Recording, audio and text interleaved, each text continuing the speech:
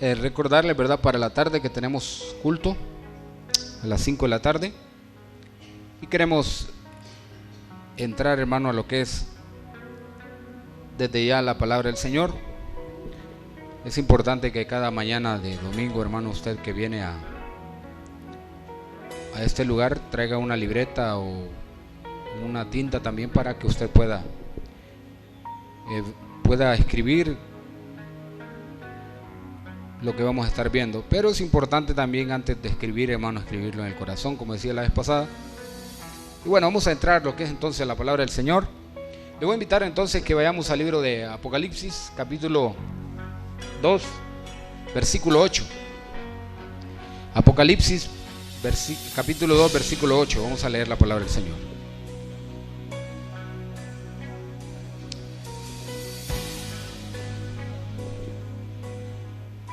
Capítulo 2, verso 8 dice: y escribe al ángel de la iglesia en Esmirna, el primero y el postrero, el que estuvo muerto y vivió, dice esto: yo conozco tus obras y tu tribulación y tu pobreza, pero tú eres rico, y la blasfemia de los que se dicen ser judíos y no lo son, sino sinagoga de Satanás. No temas en nada lo que vas a padecer. He aquí el diablo echará a algunos de vosotros en la cárcel para que seáis probados, y tendréis tribulación por 10 días. Sé fiel hasta la muerte, y yo te daré la corona de vida. El que tiene oído, oiga lo que el Espíritu dice a las iglesias. El que venciere no sufrirá daño de la segunda muerte. Oramos. Amantísimo Dios, te damos gracias una vez más por este privilegio grande de poder predicar tu palabra, de poder, Señor, hablar a este pueblo que nos ve a través del canal y nos oye y nos ve en este lugar. Señor, en el nombre de Jesús, desde ya oramos para que nuestros oídos, nuestro corazón sea circuncidado, que la carne sea quitada de nuestro corazón, para que podamos recibir todo en el Espíritu, que nada sea para que nos molestemos o salgamos amargados, sino más bien para salir restaurados, sanados y edificados. Señor, en el nombre de Jesús ponemos este tiempo en tus manos. Gracias, Señor. Amén y amén. Puede tomar asiento. Quiero que me regale unos cuantos minutos, hermano. Quizás vamos a predicar algunos 45 minutos, porque si usted miró ya, acabamos de leer 3 versículos del mensaje que le envían a lo que es la iglesia de Esmirna. Esta ciudad de Esmirna, hermano, quedaba a unos 40 kilómetros al norte de Éfeso. Se le llamaba a esta ciudad el puerto de Asia porque tenía un puerto excelente sobre el mar Egeo. La iglesia de esta ciudad luchaba contra 2 fuerzas enemigas. Una, la población judía, que era opuesta al cristianismo, y la otra, que era una población leal a Roma, que eran no judíos. Era una población leal a Roma y que ellos estaban de acuerdo con la adoración al gobernador romano. Era difícil para esta iglesia vivir en un ambiente así y no sentirse oprimidos, no sentirse o no sufrir, sobre todo porque habían oposiciones no solo espirituales, sino habían oposiciones físicas, habían oposiciones de personas, habían personas que trataban de hacerle daño a esta iglesia de Esmirna. Y una de las cosas, hermanos, que nosotros debemos de entender en la medida que vamos conociendo al Señor, que Satanás quizás no nos va a hacer daño de una manera directa. Él no va a aparecer y hacernos daño, sino que Satanás va a usar personas para querernos hacer daño. Y eso usted lo debe comprender, hermano, y debe tenerlo bien claro, que muchas veces las personas que va a usar Satanás para hacerle daño a usted van a ser personas incluso que usted ama, personas que incluso están alrededor suyo, personas que le rodean, personas que usted conoce, incluso personas que duermen de repente hasta con usted. Por eso dice la Biblia, hermano, que nuestra confianza debe estar totalmente en Dios. Y no digo que no debemos de confiar entre seres humanos, pero sí debemos de tener mucho cuidado, porque en la actualidad, hermano, los seres humanos fácilmente le pueden a usted dañar, le pueden hacer, hermano, ahí de repente hacer sufrir en alguna área, y es importante que nosotros nos cuidemos. Hace unos días hablaba con un hermano mío y le decía: tené cuidado con los amigos que tenés, tené cuidado con las personas que te rodeas, porque algunos aparentan ser amigos delante de vos, pero ya allá detrás de ti no son nada. Entonces debemos de cuidarnos, hermanos, de las personas, porque Satanás usa incluso las personas para tratar de hacerle daño a la iglesia de Cristo. Ahora, una de las cosas que debemos de comprender, hermanos, según lo que acabamos de leer, es que toda persecución, hermano, todo ataque viene de parte de Satanás. Nosotros debemos de comprender que todo ataque, hermano, que venga en contra de su vida, sea una enfermedad, hay enfermedades naturales y hay enfermedades demoníacas, y eso usted debe de saberlo identificar cuando usted esté enfermo. Si una enfermedad a usted, hermano, le ha venido y de repente fue al médico y nada, no tiene resultados, ahora tiene que ir al médico de médico, que de repente son enfermedades espirituales que solo se sanan en la presencia de Dios. La vez pasada decía yo que una persona, hermano, que tiene el corazón sano es una persona sana aún físicamente. Fíjense que se ha comprobado, hermano, científicamente se ha comprobado, médicamente, que una persona que tiene su corazón limpio, que no hay odio, que no hay rencor, que no hay amargura, que no hay resentimiento en él, son las personas más sanas del planeta Tierra. Y es importante, hermano, incluso hay canales de televisión seculares que promueven, hermano, anuncios del perdón. Imagínense que canales seculares promueven que la gente se perdone uno con otro, que la madre con la hija, que la hija con la madre, que el padre con el hijo, se perdonen cuando se han ofendido. ¿Por qué? Porque esto, incluso cuando no hay un perdón, cuando las heridas se van acumulando, los golpes, las heridas, el dolor, el sufrimiento se va acumulando en el corazón, llega un momento, hermano, que el corazón explota. El corazón es cuando las personas mueren de un ataque cardíaco, de un paro en el corazón. Entonces, hermano, debemos de comprender nosotros que la Biblia a nosotros nos manda a que seamos personas sanas internamente y físicamente. Amén. Dios quiere vernos sanos a todos. Ahora, todo ataque, decía, todo ataque, cualquiera que sea, toda persecución, viene de parte de Satanás. El diablo usará personas para perseguirlo a usted, para señalarlo, para criticarlo, para condenarlo. De repente, incluso le dijeron a esta iglesia: Satanás vendrá contra ti y te meterá incluso a la cárcel por 10 días. Esto de 10 días significa, hermano, que sería un tiempo corto. Porque la tribulación, hermano, debe de comprender usted que cualquier tribulación que sea, cualquier persecución que nosotros tengamos, hermano, es algo leve, es algo no para siempre, porque debemos de comprender también que Dios puede permitirle a usted que le estén persiguiendo, que le haga, incluso le quieran hacer daño, pero Dios tiene también sus límites. Dios le pone límites a Satanás y le dice: tocale el cuerpo, pero el alma no se la puedes tocar. Como le pasó a Job, por ejemplo. Lo que vivió Job fue un sufrimiento terrible, hermano.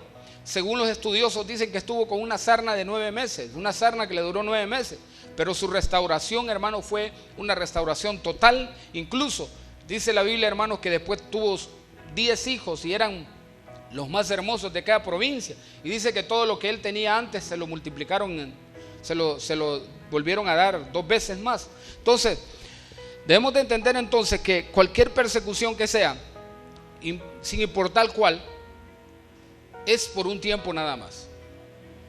Puede ser que sea una enfermedad, puede ser, hermano, que sea una crisis económica, puede ser que alguien le quiera hacer daño, es por un tiempo, porque Dios se va a encargar de los enemigos. Dice la Biblia, hermano, que Él pagará, Él se vengará. Amén. Dice la Biblia que Él nos protege, Él nos guarda. No importa, hermano. Mire que me llamaba la atención una imagen que miraba ayer, y es que miraba una imagen donde está Siria, donde está Irak, está, ya le digo que otro lugar está ahí. Bueno, hay cuatro ciudades que rodean a Israel, pero en la imagen se miraba destrucción en Siria, se miraba destrucción en Irak, se miraba destrucción en las otras 2 ciudades, pero Israel, que estaba en el centro, hermanos, se miraba intacto, se miraba los edificios en orden, se miraban las calles limpias, todo aquello. Y dije, qué increíble cómo Dios cumple su palabra, que dice: caerán 1000 a tu diestra caerán 10,000 o 1,000 a tu diestra, 10,000 a tu izquierda, pero a ti no llegará el mal. Y es que Dios ha prometido a Israel que lo protegería, hermano, lo guardaría. Y a pesar de que Israel ha sido un pueblo rebelde, Dios lo ha protegido, hermano, en esta guerra incluso, que está en la actualidad. Si usted viera imágenes de Siria, la destrucción que hay en Siria, hermano, los edificios destruidos, todas las calles, cómo se ve, usted se sorprendería. Pero si usted mira imágenes de Israel, todo intacto, hermano, y las ciudades aledañas a él están destruyéndose entre ellos mismos. Increíble, ¿verdad? Entonces Dios cumple su promesa. Entonces cuando Dios dice que nos va a proteger de la persecución, hermano, Él sabe por qué lo dice y lo va a hacer. Él lo va a hacer. Fíjese que Dios, cuando quiere proteger a alguien del mal, cuando quiere proteger a alguien de la muerte incluso, dice la Biblia que Él envía a sus ángeles. ¿Se acuerdan cuando la tentación de Cristo allá en el desierto, en el capítulo 4 de Mateo? Una de las cosas que Satanás reconoció de Dios, que Dios protege a sus hijos. ¿Y qué fue? ¿Qué fue lo que dijo Satanás? Lo llevó, dice, a una parte alta y le dijo: lánzate, si eres el Hijo de Dios, lánzate de aquí, porque escrito está: a sus ángeles mandará cerca de ti para que tu pie no tropiece en piedra. Mire cómo Satanás conocía la escritura y cómo conocía esa verdad de que Dios, cuando uno de sus hijos está en peligro, manda a sus ángeles. ¿Saben, hermanos, que Dios nos puede mandar ángeles en un momento que nos quieran quitar la vida? Incluso nos pueden disparar y Dios mandar un ángel que haga girar la bala para otra parte. Mire qué cosa, ¿verdad? Dios también puede permitir que uno sea impactado de bala por parte de un proceso, pero también, hermanos, Él puede mandar un ángel para que, si es posible, usted va cayendo a uno donde nada y agarrarlo en el aire y volverlo a poner donde estaba. Sí puede Dios, claro que sí, porque la misma Biblia dice en Salmo 91. Ahora, podemos ver entonces, hermanos, que esta iglesia era conocida por sus obras. Dice que esta iglesia era una iglesia con tribulación, una iglesia que era pobre, pero Dios le dice que era rico. Y es que en el capítulo 13, verso 7 de Proverbios, dice la Biblia, hermano, que hay gente que parece que es rica, pero es pobre, y hay gente que parece que es pobre, pero es rica. Mire qué cosa, qué fuego de palabras, ¿verdad? Pero es que a veces nosotros hemos dicho somos pobres, pero quizás para Dios somos ricos. Y quizás otras veces hemos dicho somos ricos, pero quizás para Dios somos pobres. Y esta iglesia decía que eran pobres, pero les dice Dios: ustedes no son pobres, ustedes son ricos. Pero Dios no les hablaba económicamente, porque ellos se consideraban personas pobres en el sentido, hermano, que era una iglesia pobre en medio de una ciudad rica. Porque Esmirna era una ciudad muy rica, hermano, económicamente hablando, pero la iglesia era pobre. Típico en la actualidad. ¿Coincidencia? No. Mire usted, las iglesias en medio de pueblos, en medio de ciudades, hermanos, que tienen dinero, pero las iglesias, vaya a verlas, son pobres. La gente que se congrega son pobres. Porque es raro que un rico esté en una iglesia, hermano. Allá en las iglesias, megas iglesias de San Pedro, hay varios ricos empresarios que dan miles de lempiras de diezmo en la iglesia. Bueno, a nosotros no nos interesa tanto el diezmo. El punto es que las iglesias son pobres porque es poca la entrada económica que tiene, porque es gente pobre la que hay. Entonces esta iglesia era una iglesia pobre, tenía gente pobre, pero Dios les dice: ustedes no son pobres, ustedes son ricos. ¿Qué quiso decirle Dios con eso? Que ustedes dicen ser pobres, pero son ricos. Ellos decían ser pobres, pero eran ricos en gracia. Eran ricos en misericordia. Eran ricos en justicia. Y hermano, y es que nosotros podemos tener mucho dinero, pero si no somos misericordiosos, no tenemos nada. En una ocasión el Señor le dijo a los fariseos: vosotros, dice, diezmáis la menta y el comino, pero olvidáis lo más importante de la ley, que es la misericordia y la justicia. O sea, hermanos, que una iglesia puede tener mucha gente de dinero que diezma aún la hortaliza, diezma de la hortaliza más pequeña que tiene, pero si no tiene misericordia y no tiene justicia, eso no sirve de nada, hermano. Porque una iglesia es mejor para Dios que sea rica en misericordia, que sea rica en justicia, que sea rica en amor, en pasión, en compasión con los demás, en amor con los demás, que tener una iglesia, hermano, que las arcas están llenas de dinero y que abundan los dólares, ¿verdad? Los billetes verdes o los euros. No, hermano. A Dios no le interesa tanto el dinero, le interesa, hermano, la vida personal de cada uno de nosotros y de cómo nosotros nos conducimos con los demás allá afuera. Amén. Y esta iglesia no tenía dinero, pero eran ricos en muchas virtudes que ellos tenían. Ahora, dice que esta iglesia soportaba en tribulación a los que decían ser judíos. Le decía yo de los dos grupos que habían. Un grupo que era judío y que estaban en contra del cristianismo. Porque ¿sabía usted que hay judíos que están en contra del cristianismo? Hay judíos que no aceptan a Jesús como el Mesías. Es más, ellos siguen esperando el Mesías. Ellos son los mesiánicos, los judíos mesiánicos. Ellos son los ¿cómo se llama? La religión de ellos se llama el judaísmo. Entonces, los mesiánicos no, los mesiánicos ya creyeron en el Mesías, los judíos mesiánicos. Pero los que tienen esta religión, que no aceptan al Mesías todavía, son el judaísmo, los que están, los judaizantes de la palabra. Entonces, el judaísmo es una religión que más bien está en contra del cristianismo, porque ellos no aceptan al Mesías. Nosotros somos cristianos porque hemos aceptado al Mesías como nuestro Salvador y Señor. Ahora, esta iglesia entonces tenía la oposición de este grupo de judíos que estaban en contra del cristianismo, pero había otro grupo que estaba con esa inclinación hacia Roma, y por lo tanto este grupo estaba de acuerdo que se adorara al gobernador de Roma. Por ejemplo, es que mire, hermanos, los césares romanos aceptaban que los adoraran como Dios. Ellos decían que eran Dios. Ellos decían que eran dioses. Y la gente aceptó eso, hermano. La gente en el primer siglo, en el segundo siglo, aceptaron que los césares romanos, los gobernadores romanos, fueran adorados como Dios. Y por eso, hermano, esta iglesia luchaba con dos corrientes. Una que adoraba al César y otra que no adoraba al César, pero que se oponía al Mesías, se oponía a Cristo. Entonces, estar en medio de una ciudad, hermano, donde la iglesia es pobre, donde la iglesia es perseguida, donde la iglesia sufre tribulación, donde la iglesia, hermano, lucha con dos fuerzas, voy a decirlo así, físicas, dos luchas contra dos instituciones fuertes, poderosas, porque Roma ha sido poderoso. Hermano, uno de los imperios más fuertes de la historia ha sido Roma, que es el último imperio que ha surgido en la historia de la humanidad. Ahora ya no es un imperio político, pero es el mismo imperio, como dicen por ahí, la misma mona, solo que en otra rama. Es el mismo imperio, pero ahora un imperio religioso, que se convirtió de político a religioso, pero es lo mismo. Pero Roma es un imperio grande, hermano.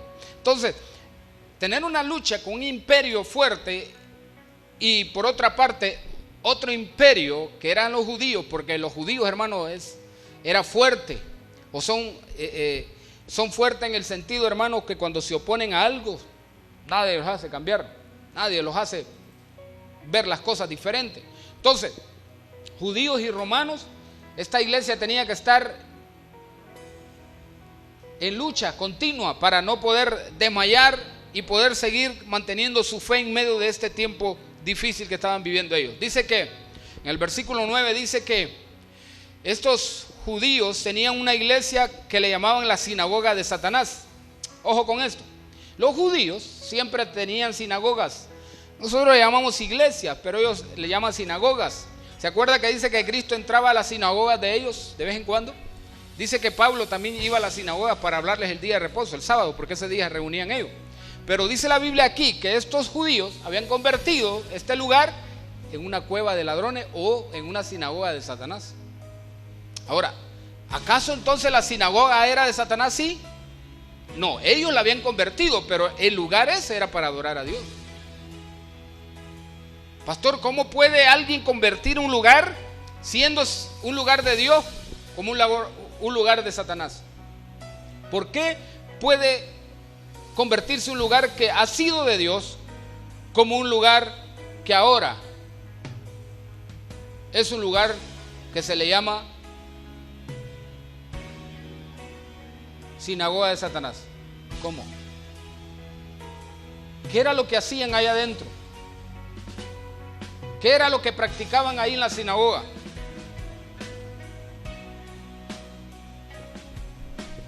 Probablemente, hermano, habían cambiado la adoración, habían cambiado, hermano, la verdadera entrega, el verdadero servicio a Dios por sus intereses mezquinos, por buscar otros intereses personales, o quizás, hermano, ahí podía moverse incluso la idolatría, podía moverse, hermano, la inmoralidad, y podrían moverse muchas cosas. De repente ya era una iglesia, una sinagoga, que lo que había ahí era depravación y lo que menos había era fe. Y lo que menos había, hermano, era santidad. Y es importante, hermano, que nosotros no perdamos la santidad en una iglesia. Es importante que usted y yo no perdamos la santidad del servicio, la santidad, la entrega que debemos de tener cuando venimos a las reuniones. Amén. Hasta nuestra ropa de vestir tiene que ser diferente al venir a la iglesia, hermano. Usted no lo sabía. Usted puede, hermano, si quiere, allá afuera, bueno, que yo no le veo correcto tampoco que usted sea un santo aquí en la iglesia y allá afuera sea un demonio. Porque en la casa de Dios viene con faldas hasta las rodillas, allá a la tobillo, pero allá afuera se pone falditas y parece, no puedo comparar a nadie porque no tengo en mente a nadie, pero hermano, la casa de Dios, usted tiene que venir como un hombre de Dios, como una mujer de Dios, adorar al Señor. No corrompamos el servicio de Dios, no corrompamos las reuniones, amén, con ropas extravagantes, con ropas donde venimos a enseñar. Las mujeres vienen a enseñar los pechos,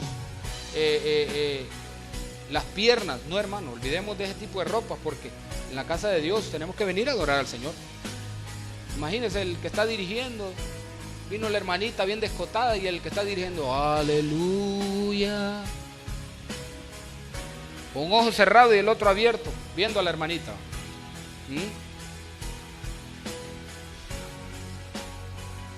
Entonces esta iglesia se había convertido en una sinagoga de Satanás, porque probablemente habían dejado la verdadera adoración y ya no lo hacían con el propósito de adorar a Dios, sino con un propósito de adorar directamente a Satanás. Ahora, también esta iglesia le dice al Señor que va a sufrir o va a ser preso por 10 días.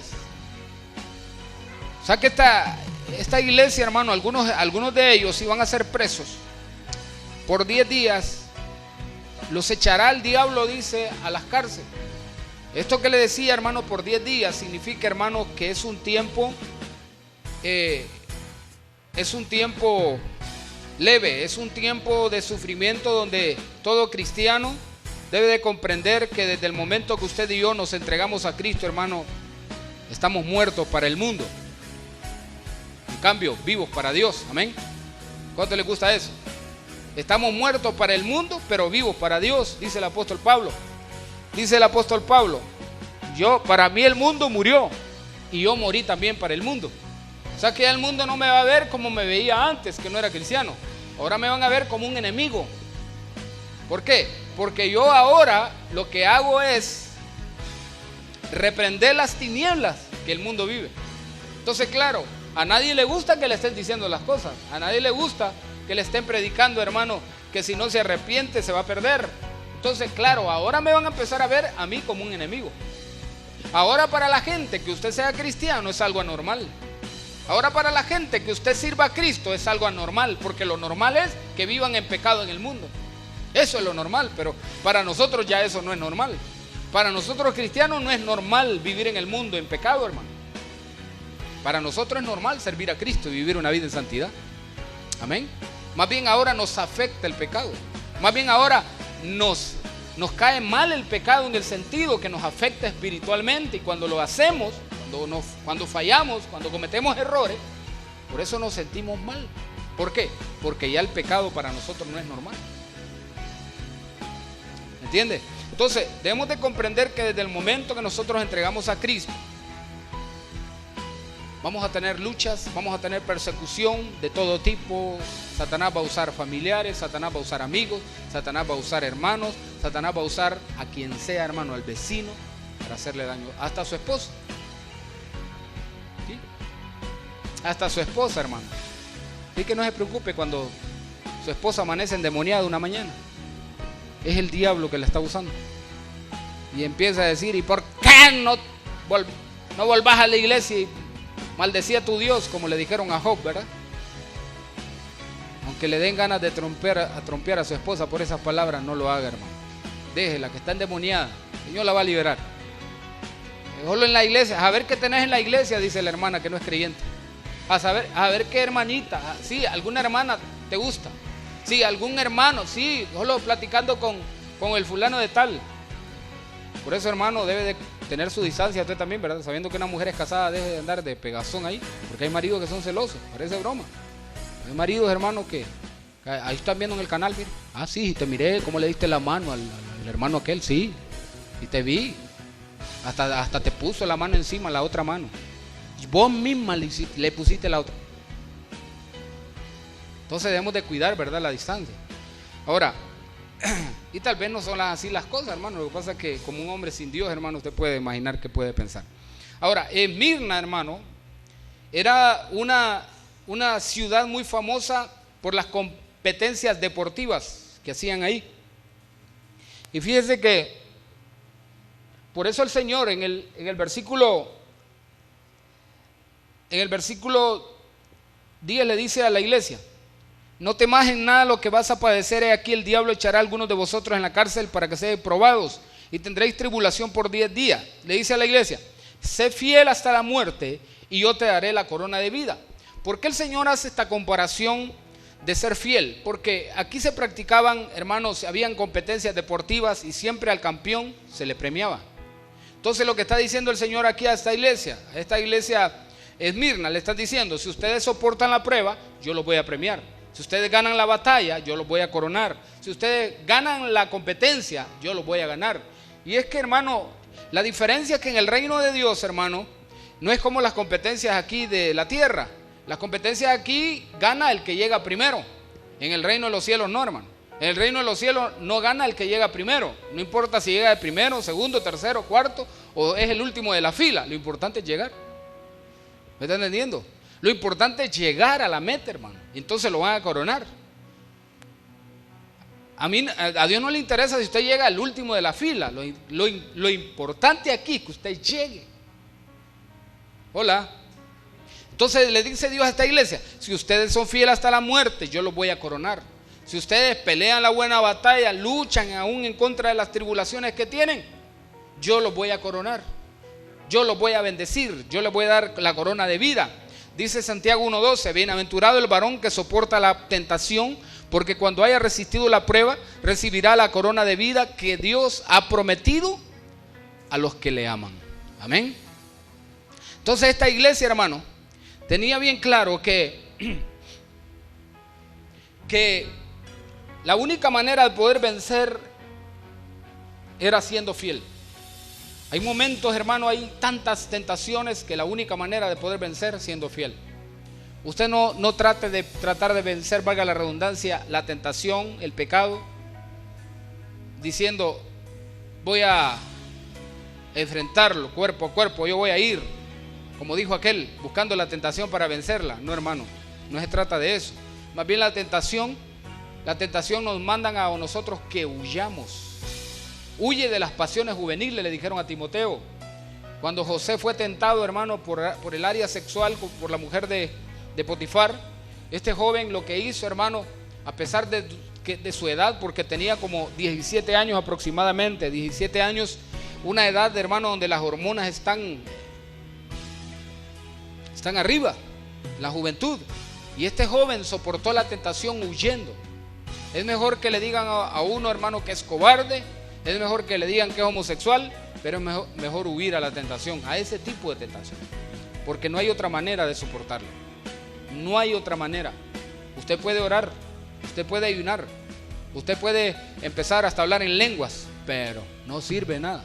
¿Por qué? Porque la tentación se vence huyendo. Amén. Usted puede ser un hombre muy espiritual, una mujer muy espiritual, pero frente a las tentaciones sexuales solo se vencen huyendo. Huyendo. Es tentado en el cuarto cuando está sola, huya. Es tentado en el cuarto cuando está solo, huya, hermano. Pero no se quede ahí, porque la tentación le va a llegar a la casa. La tentación le va a llegar al cuarto ahí solito. Usted no necesita estar con alguien más para que la tentación sexual llegue a su vida. Hoy con la internet, hoy con la televisión, ya a las 10 de la noche hay canales de televisión de pornografía, donde la gente puede caer en la tentación, hermano, y los jóvenes pueden atar a la pornografía. Es tan fácil ahora caer en tentación, pero lo que nos manda el Señor a nosotros es que huyamos y seamos fieles. Amén. Si somos fieles, vamos a huir. Una de las cosas que José dijo: ¿por qué voy a hacer yo tan grande mal en contra de mi Señor, que es Potifar, y en contra de mi Dios? Y dice que mejor salió huyendo. ¿Y sabe cómo se fue? Desnudo, porque ya le habían quitado la ropa. Ojalá no vea ningún José afuera desnudo yo que va corriendo. Una de las cosas que debemos de nosotros, hermano, tratar es de siempre tener la mirada en Dios para poder vencer. Dice Filipenses capítulo 3 verso 3: hermanos, yo mismo no pretendo haberlo ya alcanzado, pero una cosa hago, olvidando ciertamente lo que queda atrás y extendiéndome a lo que está delante, prosigo la meta del premio del supremo llamamiento de Dios en Cristo Jesús. La única manera, hermano, de poder vencer es cuando nosotros miramos la meta adelante. ¿Cuál es mi meta? ¿Cuál es mi llamado? Entonces, enfocarme en ese llamado y mirar la meta de quien me llamó. ¿Dónde está? ¿Quién está en la meta allá? No es que es el portero. En la meta allá al final, ¿quién es el que está esperando? Cristo. Cristo nos está esperando, pero Él quiere que venzamos. Él quiere que luchemos para ser vencedores y poder llegar allá, porque mientras llegamos allá, nos vamos a encontrar todo tipo de cosas. Satanás por un lado, el mundo por otro, la carne que nos va a querer detener, impedir a que lleguemos a la meta.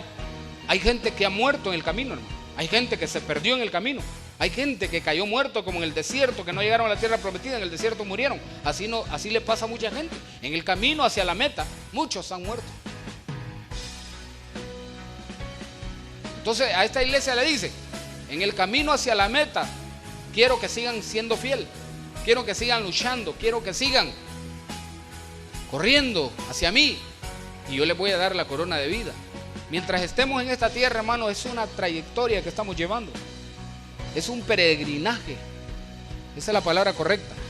Somos peregrinos y extranjeros, dice Pedro.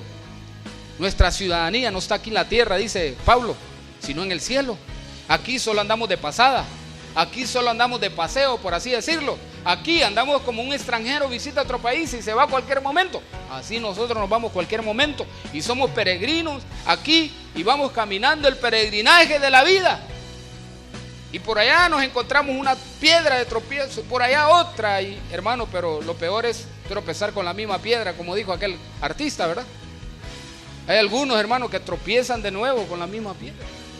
La misma piedra, como que esa piedra él mismo la agarró de atrás, se la trajo y la volvió a poner adelante para tropezarse de allá de agrede. Ay, me caí. Y me caí de la misma piedra. Y me tropecé en la misma piedra. Yo creo que con una vez que nos tropecemos en la piedra, hermano, entendemos que esa piedra ya no me va a hacer caer. ¿Y cuál podría ser la piedra, pastor? Las tentaciones en las que ha caído, hermano, no puede seguir en la misma. Los pecados que ha hecho no puede seguir con los mismos pecados. Entonces hago otro. No, no se trata de eso. Pero repetir la necedad, dice la Biblia, hermano. Dice que el que repite la necedad, prácticamente es un necio. Repetir la necedad, hermano, volver a caer a lo mismo, lo mismo. Entonces caigo en otra cosa, pastor. No, hermano, no se trata de eso. El asunto es que tenemos que ir mejorando.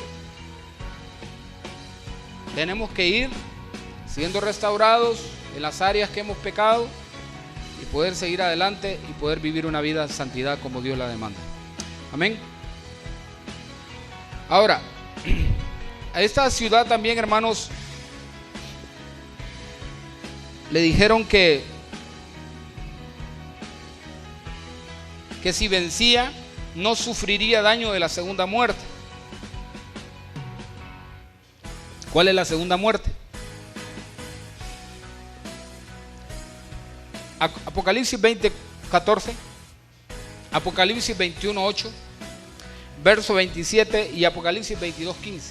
Vamos a leer Apocalipsis capítulo 20, versículo 14. Dice: y la muerte y el Hades fueron lanzados al lago de fuego. Esta es la segunda muerte. Vamos a leer el 21:8. Pero los cobardes e incrédulos, los abominables, homicidas, los fornicarios y hechiceros, los idólatras y todos los mentirosos tendrán parte en el lago que arde con fuego y azufre, que es la segunda muerte.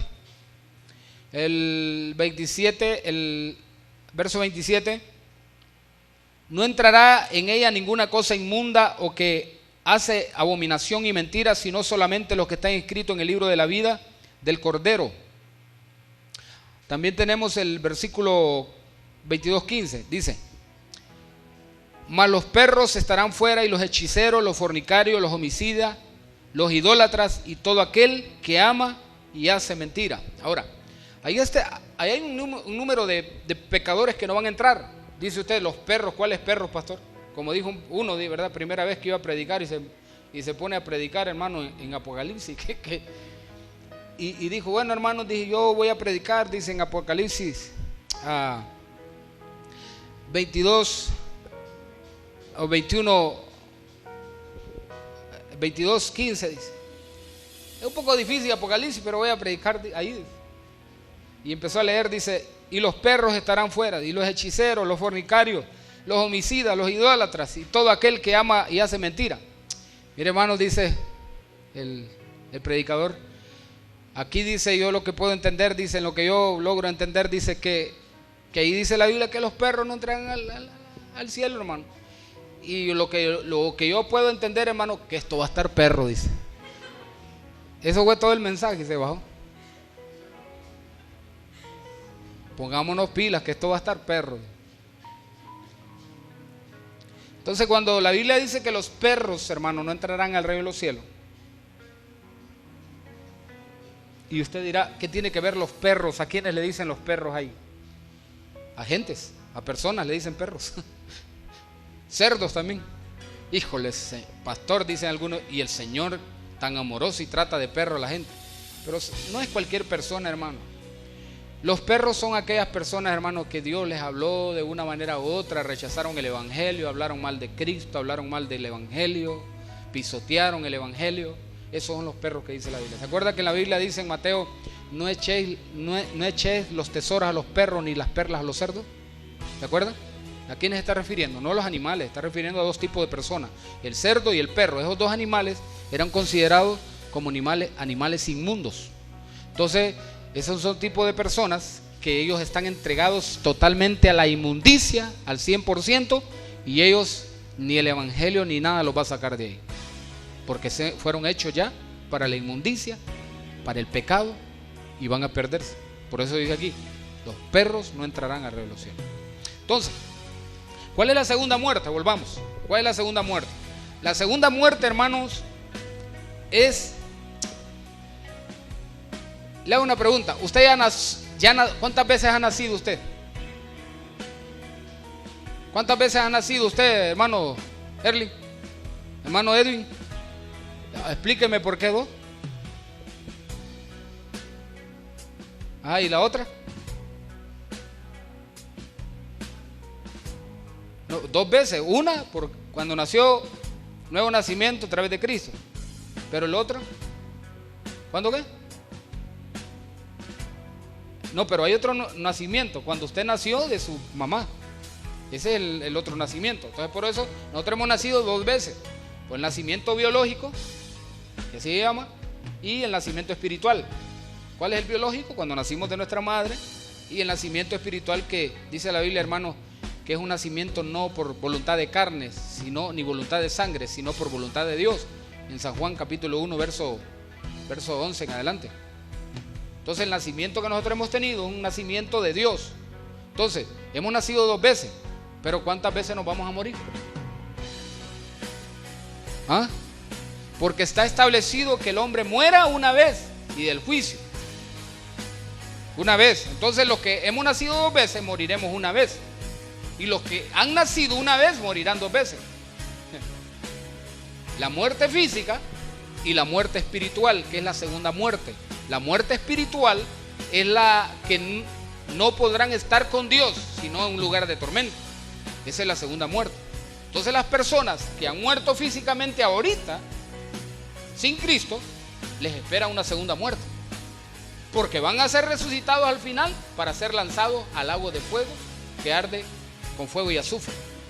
Entonces, hermano, nosotros vamos a morir una vez, pero ya la muerte segunda no nos alcanzará, porque nosotros estaremos en la eternidad con Dios.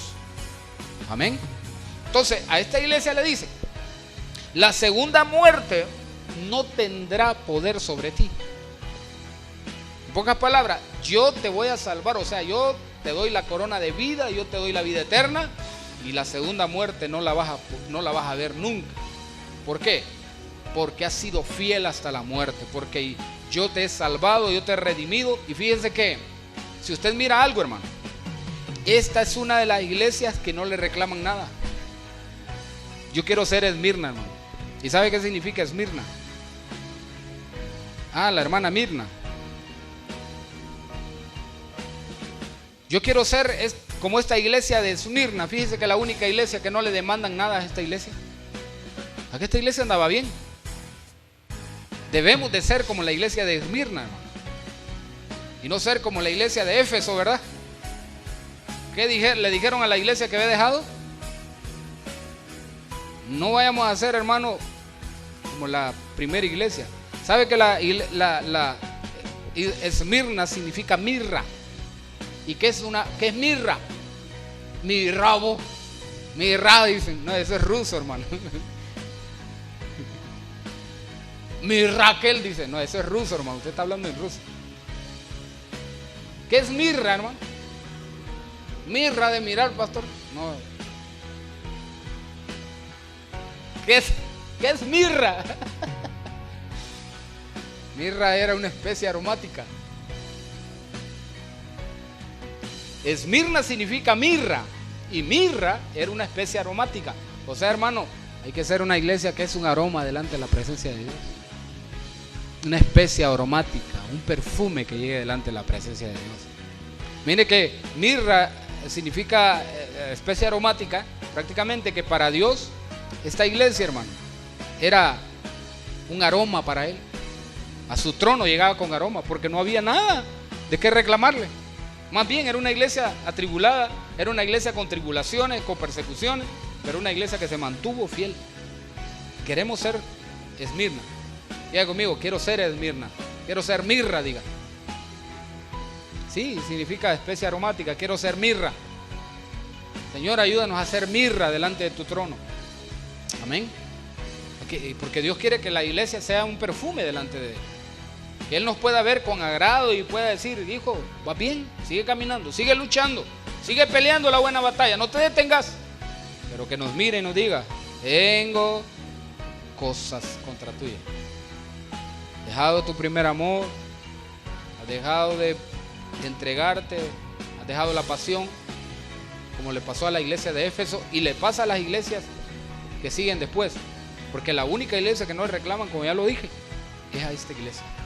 Y le dice Dios: sé fiel hasta la muerte, así como has sido fiel hasta hoy, sigue siendo fiel hasta la muerte, y te daré la corona de vida. Y al que persevere hasta el fin, dice la Biblia allá en Mateo 24:15, este será salvo. El que persevere hasta el fin, este será salvo. Así que, hermanos, yo creo que la iglesia de Esmirna nos deja bien claro, hermano, que sí puede haber una iglesia que agrade en su totalidad a Dios. Sí puede haber una iglesia. Quiere decir, hermano, que nosotros debemos de procurar ser iglesia Esmirna en esta tierra. Mire que ahí vamos a ver una iglesia que se llama Iglesia Filadelfia. Hasta la Filadelfia está ahí. ¿Qué le parece? Filadelfia significa amor fraterno. Esmirna significa mirra. A lo que no vimos, ¿qué significa Éfeso? Éfeso, de hecho, es una ciudad, hermano, pero casi siempre los lugares incluso los nombres de las personas tienen un significado. Probablemente el significado de Éfeso no esté, porque es nombre de de una ciudad.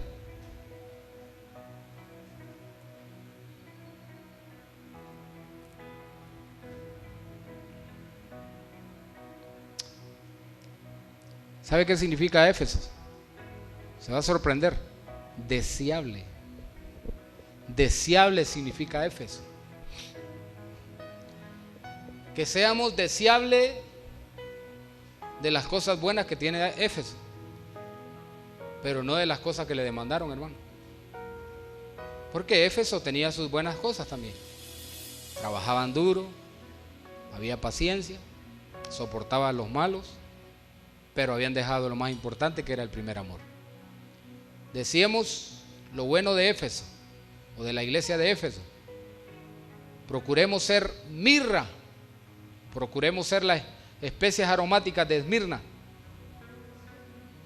Y después vamos a seguir viendo las otras iglesias, hermano, para ver cuáles son sus significados. Oramos. Padre que estás en los cielos, en esta mañana te damos las gracias, Señor, en el nombre de Jesús, por el privilegio que nos has dado esta mañana de poder predicar tu palabra. Ayúdanos que procuremos, Señor, a poder ser mirra delante de tu presencia, Dios eterno. Queremos ser esa especie aromática, ese perfume que llega delante de tu trono todos los días, Señor. Queremos ser ofrendas agradables delante de tu presencia. Como dice Apocalipsis, que la oración de los santos llega como incienso delante de tu presencia. Que nosotros podamos ser un incienso, un perfume aromático delante de tu trono, Padre eterno. Ayúdanos a vencer, ayúdanos a luchar contra las fuerzas del mal, contra las oposiciones, contra aquello que se opone a Cristo y se opone a tu palabra, Señor. Ayúdanos a ser adoradores en espíritu y en verdad, y dejar la falsa adoración y la idolatría, Señor. En el nombre de Jesús te damos gracias en esta preciosa mañana. Amén y amén. Denle un fuerte aplauso al Señor, hermano. Nos vemos en la tarde. Que Dios le bendiga a todos.